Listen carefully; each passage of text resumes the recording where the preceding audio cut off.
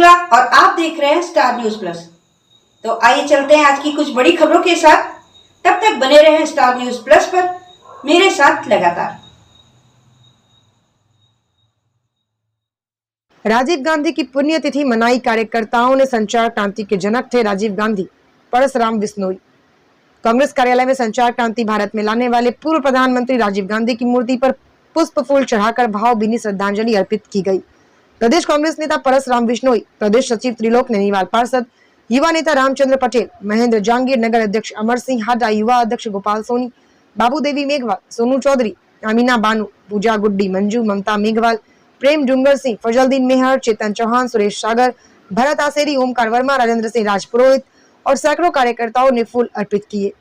देखें star news plus के लिए जोधपुर के बिलाड़ा से त्रिलोक नैनीवाल की ये रिपोर्ट। अमर रहे राजीव गांधी, अमर रहे राजीव गांधी, अमर रहे कांग्रेस पार्टी जिंदाबाद, कांग्रेस पार्टी जिंदाबाद, सोनिया गांधी जिंदाबाद।